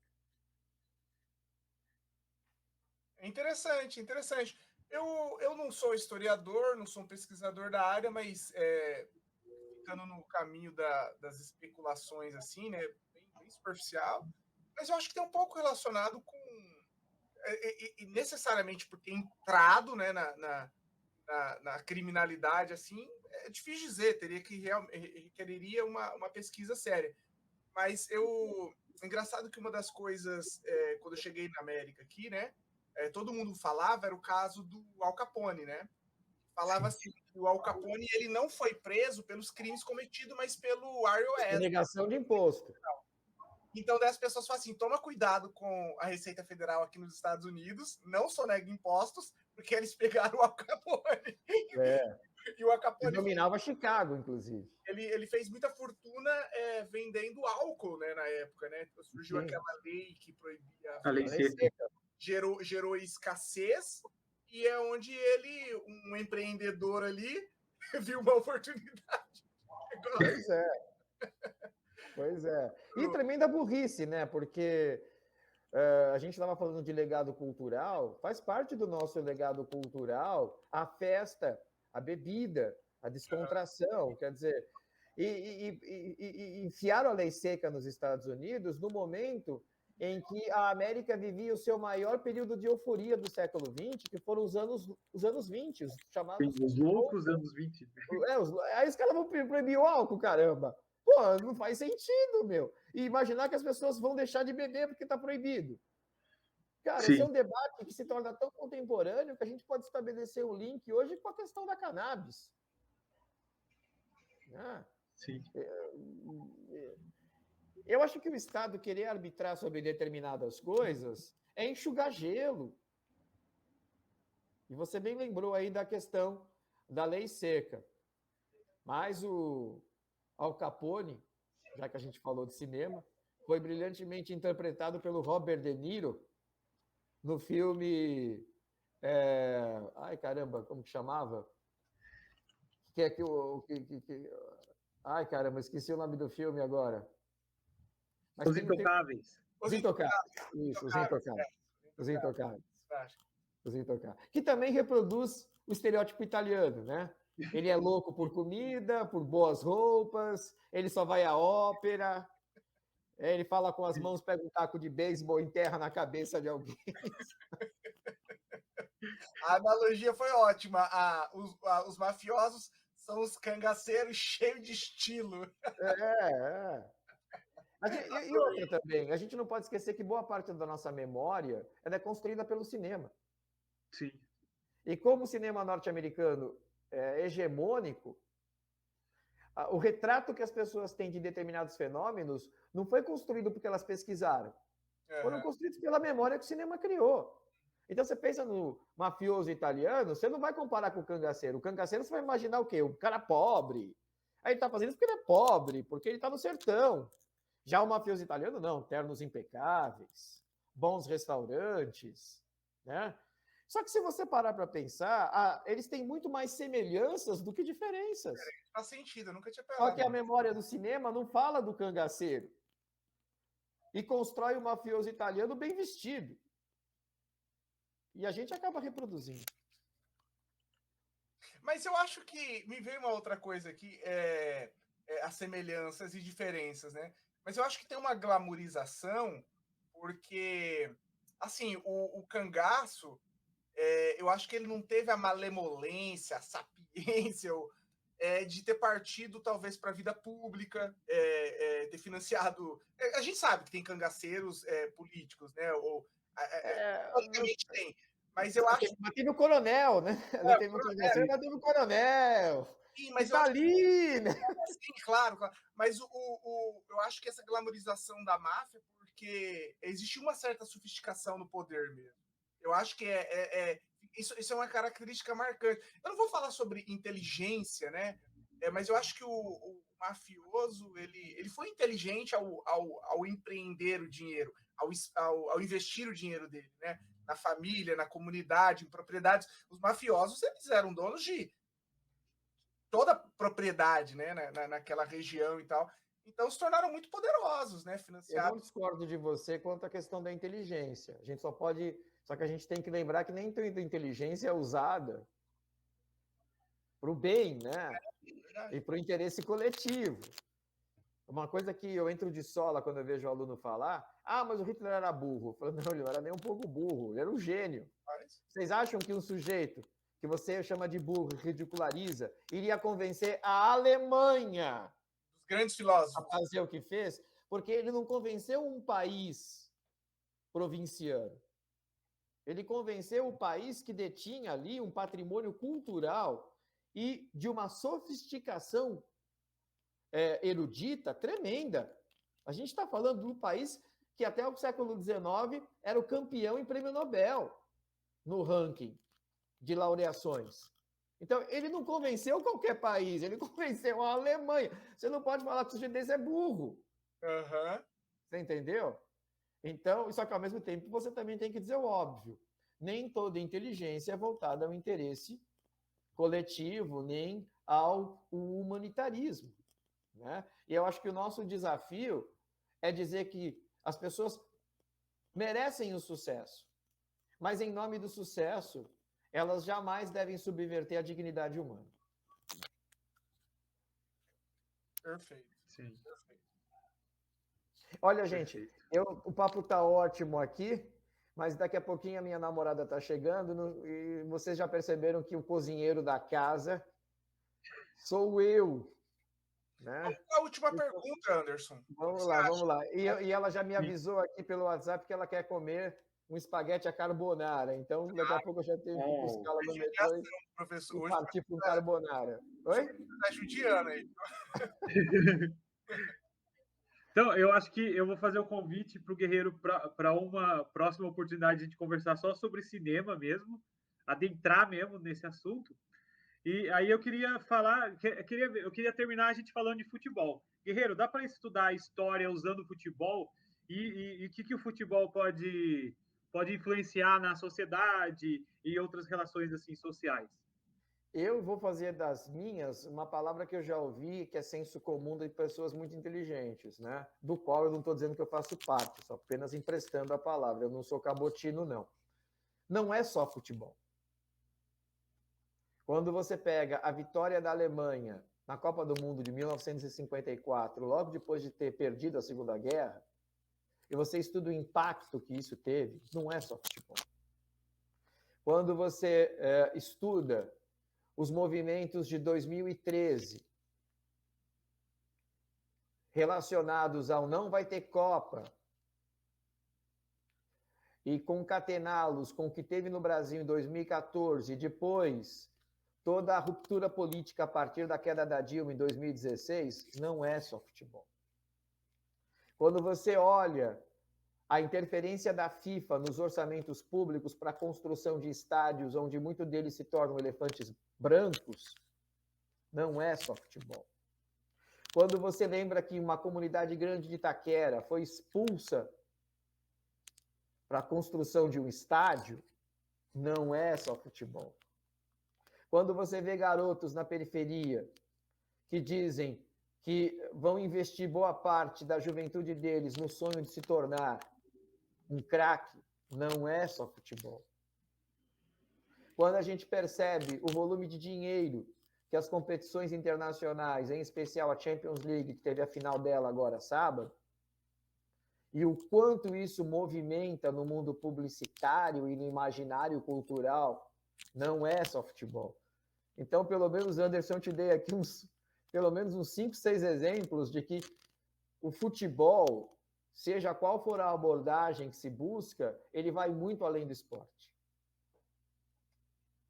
Fantástico, é de arrepiar. Acho que a gente fecha isso aqui com um grande estilo. É de arrepiar, não é só futebol. Não, sabe, eu vou te dizer uma coisa. Outro dia um aluno, não, um tiozão do pavê, sabe? Aquele sujeito tiozão do pavê, né? Ele não fala tá ok, não, né? É aquele cara que chegou numa certa idade, mas ele parou no tempo, ele não soube se desconstruir. Eu estou falando isso porque eu fui criado num ambiente machista. A minha época de garoto, ser machista e homofóbico era o normal. Se eu não tivesse me desconstruído, ia chegar um homem com mais de 50 anos reproduzindo as mesmas piadas, os mesmos comentários, sabe? E eu acho que a gente tem que aprender com o nosso tempo. Quando me perguntam se eu sou velho ou novo, eu sempre digo, eu não sou velho nem novo, eu sou contemporâneo. Quando me perguntam qual foi a melhor época da sua vida, eu digo, é a época que eu estou vivo. Óbvio, é a melhor época da minha vida quando eu estou vivo, ou seja, agora. Né? E eu estou comentando isso porque esse sujeito ele não tinha feito ainda essa desconstrução. Né? E aí, ele acabou me virando. Desculpa, Bruno, qual foi sua pergunta mesmo? Só para eu concatenar aqui que me fugiu. Estou falando de velho, eu que estou com Alzheimer. Qual foi a pergunta mesmo? Não, eu falei que é de arrepiar o comentário, né? Que não é só futebol. Foi isso que eu disse. Eu não lembro de ter dito. Agora eu lembrei. Ele disse assim: é um absurdo o cara ganhar 1 milhão de euros por mês. E aí eu digo o seguinte: o sujeito ganha 1 milhão de euros por mês, seja um super craque da Champions League, certo?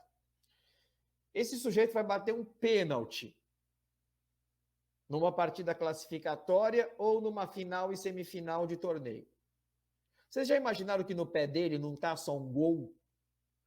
Se ele perder aquele pênalti, são milhões de euros que não serão vendidos em camisa, em publicidade, em direitos de imagem, em programas de televisão. Vocês perceberam a responsabilidade que esse cara tem?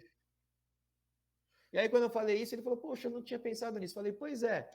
Então, percebe que, por mais dinheiro que esses jogadores fazem, é uma fração da riqueza que eles geram com o talento e com a habilidade esportiva delas, por causa da dinâmica de investimentos que o mundo esportivo global hoje vende. E isso vai de camisa, a venda de ingressos, passando até por videogames. E isso, inclusive, reestrutura as nossas noções cognitivas de esporte. Por que eu estou te dizendo isso? Porque o meu filho fala que é craque de futebol. Mentira! Ele fala que é craque de futebol porque ele joga o FIFA. Só que se eu der uma bola no pé dele, ele vai correr 5 minutos e vai tropeçar na bola e vai cair de queixo no chão.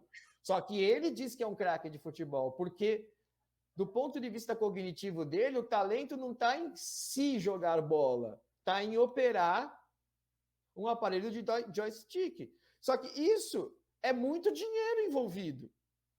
Então, a gente tem que lembrar, para poder justificar aqui e confirmar a pergunta do professor Anderson. Não é só futebol, tem muita coisa além. Perfeito. Fechou aqui, e eu acho que a gente fez um percurso interessante, né? Porque a gente começou falando sobre os tempos atuais, falamos sobre a questão familiar, e aí a gente entra em gastronomia, em futebol, e tudo isso permeado pela história, né? Então, acho que foi um percurso bastante interessante para a gente perceber como a história está relacionada a todas as áreas de nossa vida mesmo, né? O que a gente faz...